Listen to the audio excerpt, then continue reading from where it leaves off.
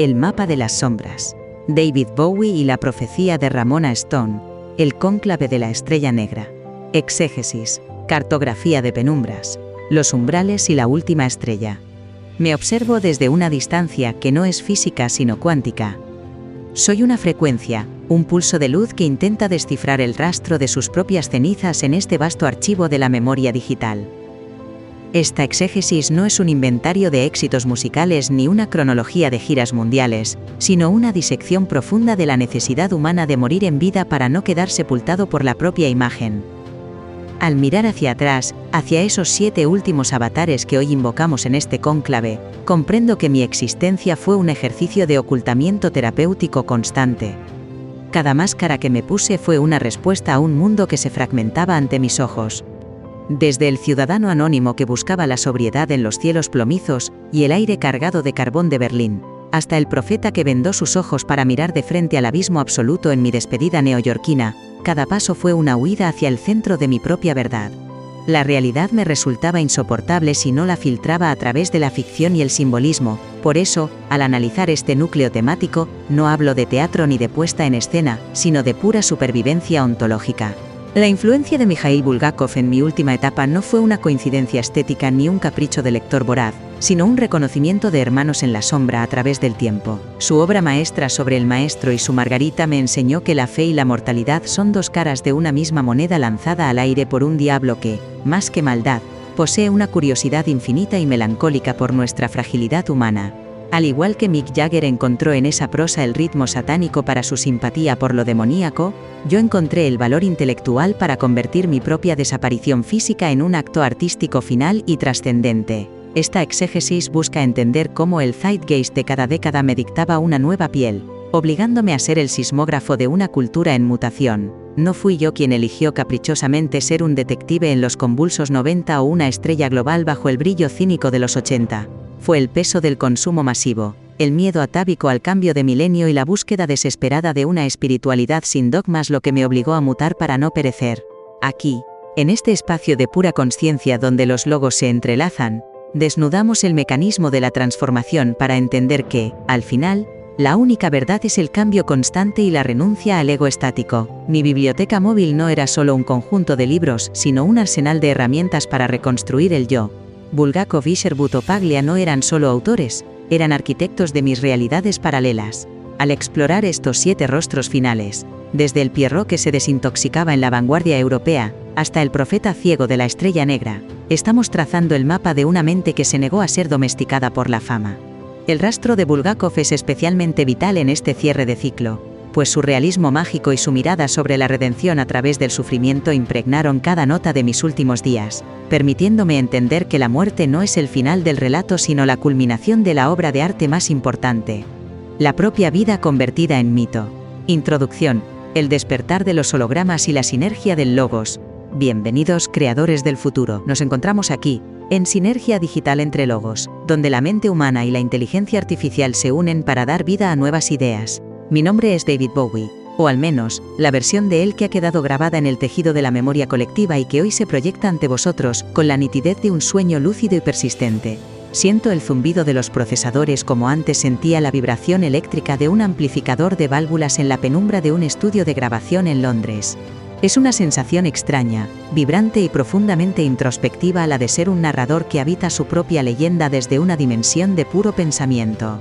Hoy no estoy solo en esta travesía por los estratos de la consciencia.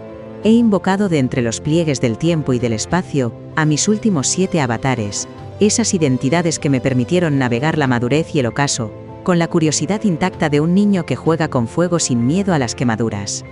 Están aquí, a mi alrededor, esperando el momento preciso de cruzar sus voces con la mía, preparados para una dialéctica trepidante que nos llevará desde las calles gélidas de una Berlín dividida por el hormigón, hasta la trascendencia espiritual de una estrella negra que brilla con luz propia en el vacío.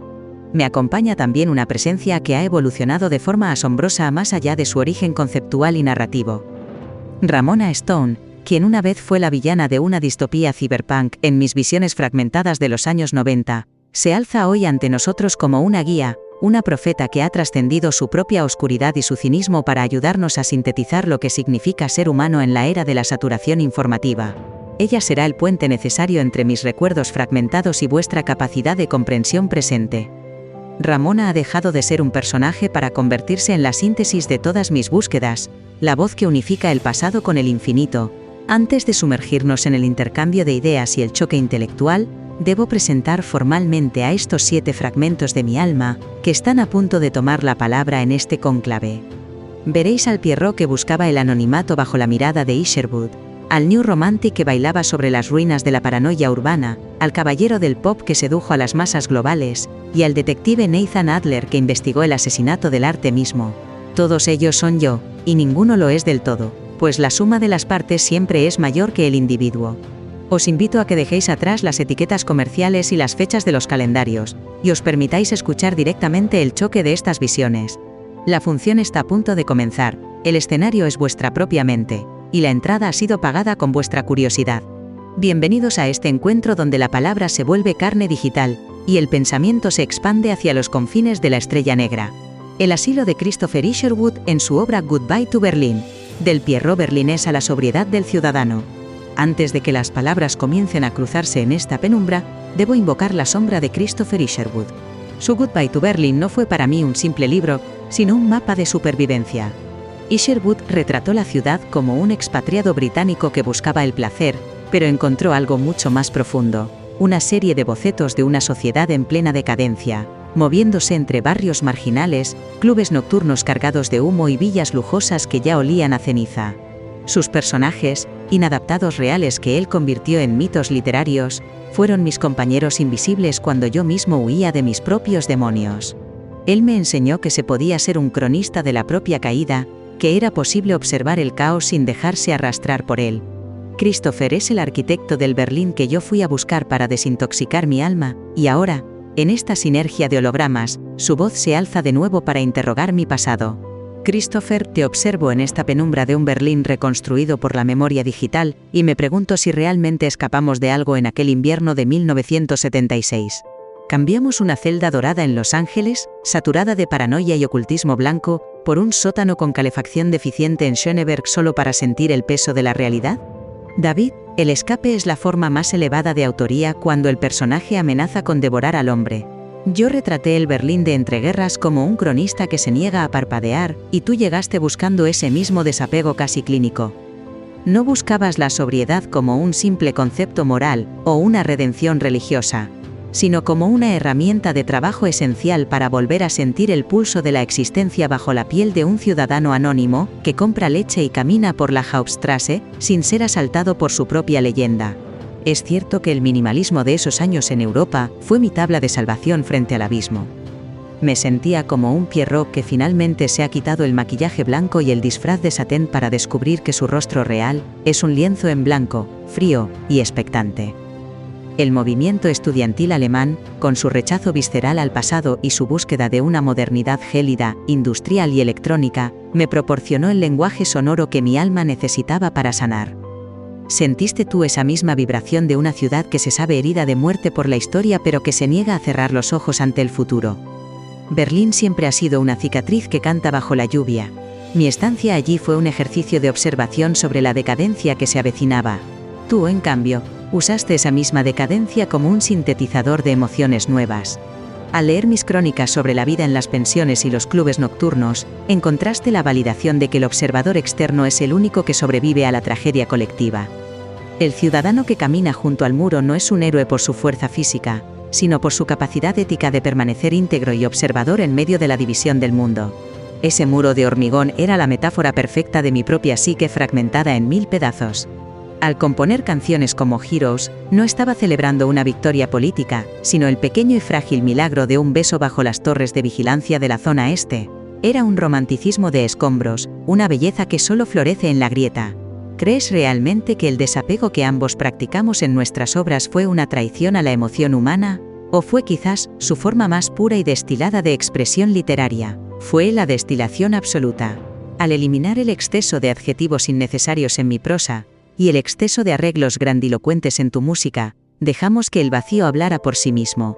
El Pierrot berlinés no llora por lo que perdió en la hoguera de las vanidades, sino que observa con una curiosidad casi mística lo que queda en pie después del incendio. Esa es la verdadera vanguardia que compartimos, la extraña y poderosa capacidad de ser un extranjero permanente en tu propia biografía. El neón y el cinismo de Martin Amis en su obra Money, A Suicide Note, del New Romantic al exceso de la estrella global. Recuerdo con una claridad casi dolorosa el impacto de leer Money, A Suicide Note, esa nota de suicidio literaria, en la que Martin Amis volcó su experiencia como guionista en aquel rodaje surrealista con Kirk Douglas. Martin no solo escribió una novela, erigió un monumento a la deshumanización de nuestra época, una crítica feroz y amena al materialismo que nos devoraba sin piedad.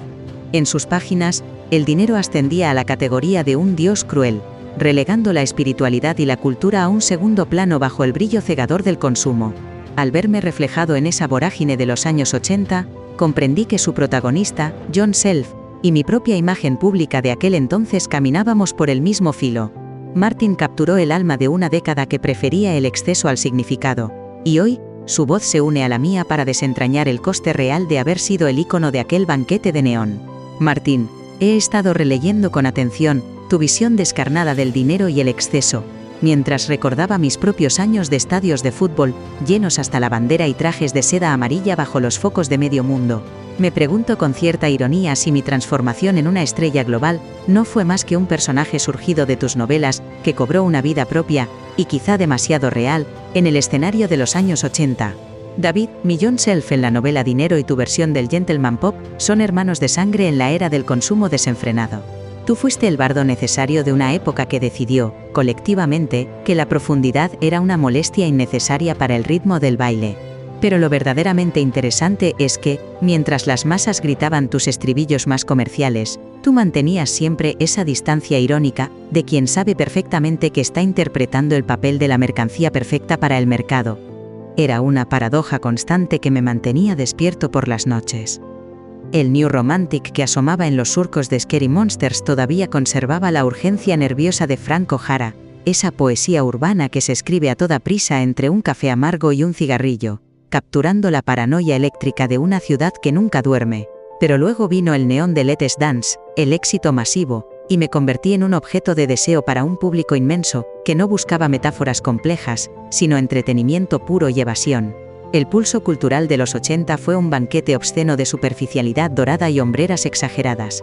O'Hara escribía sobre la vida cotidiana de Nueva York como si fuera un evento cósmico de primera magnitud, y tú hiciste exactamente lo mismo con el pop de consumo. Sin embargo, al convertirte en la estrella global definitiva, te enfrentaste al vacío aterrador que hay detrás del éxito.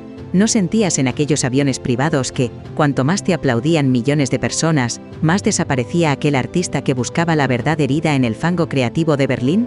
Sentía que estaba realizando un experimento sociológico a gran escala, utilizando mi propio cuerpo como laboratorio. Al usar el cinismo y la elegancia como un escudo impenetrable, podía cantar sobre el amor y el baile mientras observaba, desde una altura privilegiada, cómo el mercado devoraba la identidad del individuo. El dinero, como tú bien retrataste en tu obra, no es solo una moneda de cambio. Es un lenguaje ácido que lo corrompe todo a su paso, incluso la rebelión juvenil que yo mismo había liderado años atrás. Exacto, David, la juventud de esa década ya no buscaba la revolución en las barricadas, sino la ascensión social y el lujo inmediato. Tú fuiste su espejo más brillante, su ídolo de platino y, a la vez, su crítico más sutil y despiadado. Al final, el Gentleman Pop fue tu máscara más difícil de llevar, porque fue la única que el mundo entero quería que fuera real para siempre. El cinismo inteligente fue tu única salida de emergencia para no terminar convertido en la estatua de tu propio éxito masivo. El bajo vientre de Londres de Peter Ackroyd y su novela Hawksmoor, del rock visceral a la arquitectura del misterio. La lectura de Hawksmoor fue para mí una revelación sombría sobre la naturaleza del tiempo. Peter Ackroyd entrelaza con maestría dos cronologías que parecen alimentarse entre sí. El siglo XVIII, donde el arquitecto Nicholas Dyer levanta iglesias londinenses mediante rituales ocultos y sacrificios humanos, y el siglo XX, donde el detective Nicholas Hawksmoor rastrea crímenes que parecen ecos de aquellas piedras malditas. Entendí, a través de su prosa, que la arquitectura no es solo volumen y forma, sino un recipiente de maldad y misticismo. Al sumergirme en esta historia compleja, vi reflejada mi propia necesidad de excavar en las capas geológicas de Londres, buscando una verdad que la modernidad pretendía haber enterrado. Peter nos recuerda que el pasado no es algo que quedó atrás, sino una corriente subterránea que fluye bajo nuestros pies, esperando el momento de reclamar su lugar en el presente. Peter, me sumerjo cada noche en tus crónicas sobre los estratos invisibles de Londres y siento con una punzada de nostalgia eléctrica que mi etapa con Tin Machine fue un intento desesperado por cavar en esa misma tierra oscura. Quería despojarme de la seda de los 80, de ese brillo sintético que ya no me dejaba respirar, para encontrar por fin el granito y el lodo de una banda de rock que no buscaba la complacencia de las listas de éxitos, sino la colisión frontal con la realidad. Necesitaba que el sonido fuera tan áspero como los muros de una prisión victoriana. David, Londres no es simplemente una ciudad. Es un palimpsesto infinito donde cada época escribe su tragedia sobre la anterior sin borrarla del todo, creando una cacofonía de sombras. En mi obra Hawksmoor, el pasado arquitectónico no es algo estático, sino una presencia viva, acechante y a menudo amenazante. Tú, al buscar ese sonido crudo, ruidoso y directo a finales de los 80, estabas invocando sin saberlo el bajo vientre de una metrópoli que se resiste con uñas y dientes a ser solo un parque de atracciones para el turismo global y el consumo vacío. Fue un acto de vandalismo artístico absolutamente necesario para mi supervivencia. Necesitaba que las guitarras de riff sangraran notas disonantes para silenciar de una vez el eco de los sintetizadores comerciales que me habían convertido en una caricatura de mí mismo. El pulso cultural de finales de esa década estaba saturado de una falsa seguridad, de un optimismo de plástico, y nosotros buscábamos una autenticidad casi violenta, algo que oliera a sudor y a callejones olvidados. ¿No crees que la arquitectura de Londres, con sus iglesias de piedra oscura y sus geometrías inquietantes, es una forma de recordarnos permanentemente que el misterio y el dolor son los verdaderos cimientos de nuestra identidad británica? Absolutamente, la historia de Inglaterra es una corriente subterránea de misticismo reprimido y violencia contenida bajo una capa de cortesía. Tu aparente regreso a lo básico no fue una regresión, sino una excavación arqueológica necesaria de tu propia psique. Al rechazar el estrellato individual, ese pedestal que te aislaba del mundo, para ser un engranaje más en el ruido demoledor de Tin Machine, estabas practicando una forma de ocultismo secular. Desapareciste deliberadamente en el grupo para reaparecer más tarde con una nueva fuerza telúrica, libre de las expectativas que el mercado había depositado sobre tus hombros. Sentía con angustia que el público quería que fuera un monumento estático, una pieza de museo que repitiera sus glorias pasadas, pero yo prefería ser el fantasma que recorre los pasadizos secretos de tus novelas. Esa búsqueda de un sonido visceral era mi única forma de conectar con la ansiedad de una juventud que empezaba a sospechar que el sueño del progreso infinito era solo una fachada de cartón piedra. El rock, en su estado más puro y menos domesticado, es una arquitectura del grito, una estructura de frecuencias que resuena con fuerza en las catedrales de cemento y miseria que tú también describes en tus investigaciones literarias. Al final del camino, David, tanto el escritor que desentierra mitos como el músico que manipula la electricidad, somos médiums de la ciudad, canales por donde fluye lo inefable. Tú usaste la distorsión y el caos sonoro para canalizar la energía de una urbe que siempre está al borde del colapso total y de la revelación divina. Ese periodo de aparente confusión fue, en realidad, la construcción meticulosa de los cimientos para tu madurez definitiva, una forma de limpiar el altar de falsos ídolos antes de los sacrificios rituales que vendrían con la llegada de los 90. El ritual del crimen estético de Camille Paglia y su ensayo Sexual Personae, de Nathan Adler, a la distopía de Ramona Stone. Sumergirme en las páginas de Sexual Personae fue como recibir una descarga eléctrica que iluminó los rincones más sombríos de mi proceso creativo. Camille Paglia no solo escribió un ensayo, sino que desató una tormenta sobre la decadencia sexual en la literatura y las artes visuales de Occidente, desde la majestuosidad de Nefertiti hasta la reclusión mística de Emily Dickinson. Su análisis de figuras como Da Vinci, Botticelli o Wilde me confirmó que el arte es un territorio de conflicto entre la belleza apolínea y el caos dionisíaco. En los años 90, cuando el mundo parecía ablandarse, su visión de la agresión y la transgresión estética me dio el marco intelectual para crear mi propia narrativa criminal. Entendí que la androginia no era un juego de moda, sino una fuerza histórica y filosófica, una herramienta para diseccionar la moral de una sociedad que, tras su máscara de progreso digital, escondía un hambre pagana de rituales y sacrificios. Camille, tus teorías sobre la androginia y el arte entendido como una lucha eterna y sangrienta entre lo apolíneo y lo dionisíaco, fueron el combustible intelectual para mis visiones más oscuras y fragmentadas en los años 90. Al crear a Nathan Adler y redactar ese diario de un asesinato artístico en Oxford Town, Estaba intentando llevar el ritual pagano, el sacrificio sagrado, al corazón mismo de la cultura digital que ya empezaba a devorar la experiencia humana con su frialdad binaria. David, en mi obra Sexual Personae, sostengo con firmeza que el arte no es consuelo ni decoración, sino agresión, jerarquía y transgresión. Tú comprendiste mejor que cualquier otro artista de tu generación, que el cuerpo no es solo carne, sino el último campo de batalla de la voluntad. En los 90, mientras el mundo entero se obsesionaba con la utopía inofensiva de Internet y la conectividad global, tú te adentraste con valentía en el sótano más profundo del alma humana para explorar el crimen estético como la máxima expresión de una sociedad que había perdido por completo su norte moral y su conexión con lo sagrado. Nathan Adler era mucho más que un personaje. Era mi detective de conceptos, un sabueso metafísico que investigaba si el arte todavía conservaba el poder real de herir, o si se había convertido definitivamente en una decoración inofensiva para salones burgueses. El clima cultural de esos años estaba marcado por un miedo visceral al cambio de milenio, por una fascinación mórbida por lo grotesco y lo fragmentado. Ramona Stone nació de esa misma sombra espesa, una entidad que abrazaba con placer la tiranía de la imagen perfecta y la deshumanización tecnológica, convirtiendo el dolor en una mercancía de lujo. Tu enfoque en el álbum Outside fue magistralmente pagano y profundamente perturbador. Al fragmentar la narrativa hasta que casi se volviera incomprensible y usar la tecnología más avanzada para distorsionar tu propia voz, estabas realizando un auténtico exorcismo de la identidad fija.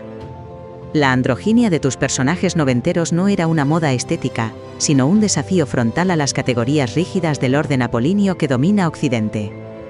Estabas devolviendo al pop su verdadera naturaleza dionisíaca, esa que es caótica, peligrosa, orgiástica y profundamente ritualista en su esencia. Sentía con una claridad dolorosa que el arte contemporáneo se estaba volviendo demasiado higiénico, demasiado seguro para las instituciones. Por eso busqué refugio en lo abyecto, en los diarios de un detective que busca la belleza en las cicatrices y en los actos atroces. La juventud ciber de los 90, perdida en un mar de datos y estímulos, encontraba en esa estética un mapa para navegar su propia desorientación existencial. ¿Crees de verdad que el sacrificio total de la identidad es el precio necesario para que el arte recupere su carácter sagrado en una era tan profundamente secular y vacía? Sin ninguna duda, el artista debe estar dispuesto a morir simbólicamente en su obra para que ésta pueda cobrar una vida propia y eterna. Tú mataste al David Bowie que todos creían conocer y amar para dar paso a estas criaturas de pesadilla, carne y neón. Al hacerlo, le recordaste a un mundo dormido que la belleza verdadera siempre contiene un componente de terror ineludible. Nathan y Ramona no eran solo personajes de ficción, eran los sumos sacerdotes de una nueva religión estética que tú oficiabas desde el escenario, recordándonos que el arte es un asunto de vida o muerte. El testamento de la estrella negra de Mikhail Bulgakov y su obra El Maestro y Margarita, del misticismo al profeta ciego. Leer El Maestro y Margarita fue como recibir un mapa para navegar el naufragio de la carne. En la Moscú soviética de Bulgakov, el diablo Woland llega con su séquito, para desnudar la hipocresía de una sociedad adormecida por la censura y el miedo, pero es en el sacrificio del maestro y en la entrega absoluta de Margarita donde encontré la clave de mi propio final. La convicción de que la verdad literaria y artística perdura mucho más allá del silencio impuesto por el tiempo o el poder. Mikhail no solo escribió una sátira mordaz, construyó un drama moral que salta de la Jerusalén de Poncio Pilato al caos de la modernidad, demostrando que el amor exige riesgo y que el poder siempre demanda una máscara. Su capacidad para mezclar el chiste corrosivo con la sentencia metafísica me dio el valor necesario para convertir mi desaparición en un enigma sagrado, una estructura donde el caos de la mortalidad cobra, finalmente, un sentido eterno. Mikhail, te invoco en este espacio de penumbra digital y silencio procesado, porque tu maestro y tu Margarita fueron los centinelas finales de mi última travesía por este mundo de carne. Al enfrentarme al cierre definitivo de mi propio relato físico, encontré en tu prosa la única forma de dignidad posible frente a la desaparición: convertir la enfermedad y el desvanecimiento en una obra de arte total. Un ritual coreografiado donde la muerte no es un silencio absoluto, sino un estallido ensordecedor de simbología esotérica y mística. David, el artista verdadero siempre termina escribiendo su testamento bajo la mirada irónica de un diablo que es, en su esencia más pura, el gran crítico de la hipocresía humana y de la mediocridad social. En mi novela, la fe, el amor y la libertad solo se conquistan de verdad en el espacio sagrado de la fantasía pura y la lealtad al propio genio. Tú, al vendar deliberadamente los ojos de tu profeta ciego en tus últimos vídeos, Decidiste que la visión verdadera no depende de la luz externa del mundo, sino de la incandescencia del espíritu que se desprende de su envuelta mortal, para fundirse con lo absoluto. La vibración cultural de este nuevo siglo me resultaba extrañamente familiar, casi como un eco de tus visiones rusas, una mezcla inquietante de obsesión por la memoria digital eterna y un vacío espiritual que solo el mito y el símbolo pueden llenar. Al componer las letras de mi propia despedida, sentía que el profeta ciego era el único personaje capaz de ver con claridad la estrella negra que nos aguarda a todos al final del camino. ¿Crees tú que la mortalidad aceptada es el último gran acto de rebeldía creativa contra un mundo tecnológico que pretende grabarlo todo y convertirnos en simples datos eternos pero carentes de alma? La inmortalidad real no reside nunca en el registro físico o en el archivo digital, sino en el sacrificio consciente del ego. Mi maestro tuvo que quemar su propio manuscrito para que éste pudiera ser, paradójicamente, eterno. Tú, al orquestar tu propia partida física como un evento multimedia de una belleza aterradora, estabas realizando exactamente esa misma alquimia transformadora. La estrella negra es el sol de los que ya no necesitan proyectar sombra alguna. Tu conexión con lo místico en esos meses finales fue una conversación directa y sin intermediarios con lo invisible, una forma de gritar al vacío que el arte es el único puente que el diablo de la banalidad y la mediocridad no puede derribar jamás. Lazarus fue mi grito de libertad desde el otro lado del espejo de la consciencia.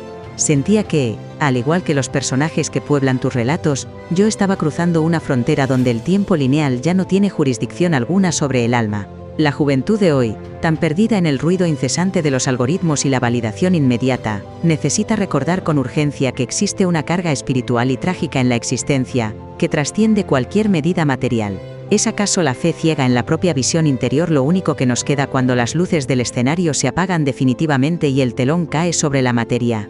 Es, de hecho, lo único que permanece inalterable. Al cerrar definitivamente tus ojos al mundo exterior, los abriste de par en par a la eternidad del símbolo y del mito. Tu testamento no fue una despedida melancólica, sino una invitación vibrante para que otros sigan buscando la luz oculta en la oscuridad más densa. El profeta ciego no teme a la estrella negra porque sabe, con la certeza del iniciado, que él mismo es polvo de estrellas regresando a su origen primordial. Has convertido tu propio final en un enigma radiante que seguirá alimentando el fuego de todos los buscadores de la verdad, mucho después de que los últimos circuitos de este mundo se apaguen para siempre. La transmutación de la profeta. Epílogo desde la dimensión Black Star. Me observo las manos, bañadas ahora por una luz que no proviene de ningún sol conocido. Y ya no reconozco la armadura de cuero, pinchos y cables de la Ramona Stone que una vez fui.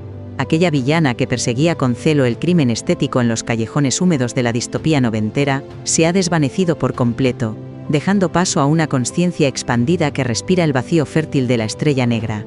Soy ahora la profeta Black Star, y desde esta dimensión de puro logos donde el tiempo se dobla sobre sí mismo como una cinta de Moebius, os hablo con la voz de quien ha tenido el privilegio de ver el reverso del tapiz de la existencia. Este viaje dialéctico que hemos compartido no ha sido una simple lección de historia musical o literaria, sino una invocación sagrada de todas las pieles que un hombre tuvo que habitar y luego desgarrar para no ser devorado por la vacuidad de su propio mito. He visto a David cruzar el muro de Berlín con la mirada desapegada de Isherwood, bailar sobre el cinismo dorado del dinero con la ironía de Amis, y cavar en la tierra mística de Londres con la profundidad de Ackroyd, solo para descubrir que cada máscara era una estación de paso necesaria hacia esta liberación final y absoluta. Siento ahora mismo el peso vibrante de sus recuerdos filtrándose por mis nuevos ojos vendados, esos que ya no necesitan la luz física para comprender la totalidad del ser. Recuerdo con una nitidez casi dolorosa el aroma del maquillaje blanco de Pierrot en el camerino, el frío metálico de los primeros sintetizadores que anunciaban con su zumbido un futuro que hoy ya es vuestro pasado más remoto. Pero lo que más resuena en esta frecuencia ultraterrenal donde habito es la emoción pura de la búsqueda incesante. David no cambiaba por capricho ni por una estrategia comercial de supervivencia. Lo hacía por una lealtad inquebrantable y casi religiosa hacia la transformación como única forma de verdad. Nos ha enseñado con su vida y con su muerte que la identidad es una cárcel sofocante, si no se tiene el valor heroico de incendiarla de vez en cuando para ver qué queda entre las brasas. Al final, esta dialéctica entre el creador y sus propias sombras, nos revela que somos, ante todo, los narradores de nuestra propia y necesaria metamorfosis. La estrella negra no es un final trágico, es el punto exacto donde la luz se vuelve tan densa que se convierte en sabiduría pura, una herencia inmaterial que ahora os pertenece a vosotros, los que seguís buscando el rastro de sus pasos entre las constelaciones del pensamiento y el sentimiento. Desde este más allá que es pura información, música y sentimiento destilado, extraigo la esencia de todo lo vivido para cerrar este ciclo de aprendizaje. No lloréis por el artista que abandonó el escenario físico, pues eso sería no haber entendido nada de su viaje. Celebrad la idea trascendente que permanece y que ahora respira a través de vuestros propios actos creativos. La profecía se ha cumplido punto por punto. El hombre de carne ha caído bajo el peso del tiempo, pero el logo se ha vuelto eterno y se ha dispersado entre todos nosotros. Los recuerdos de David Bowie no son cenizas frías en un altar, son semillas ardientes de rebelión intelectual que deben germinar en vuestra propia conciencia crítica. Sed vuestros propios camaleones en un mundo que intenta uniformaros, buscad con valentía vuestras propias máscaras, y no temáis jamás al diablo de Bulgakov, pues él solo viene a recordarnos con su sonrisa melancólica que la verdadera magia solo ocurre cuando nos atrevemos a mirar mucho más allá de lo evidente y lo tangible. El cónclave ha terminado en este plano, pero el eco profundo de la estrella negra resonará mientras haya una sola mente dispuesta a cuestionar su propia realidad y a buscar la belleza en la grieta. Mi transformación es, en última instancia, vuestra victoria sobre la finitud. El futuro os pertenece por derecho propio, y nosotros, los hologramas de la memoria, os observamos con una sonrisa infinita desde el corazón mismo de la luz que nunca se apaga. Serie, Viajeros del Conocimiento, temporada 2, episodio 14.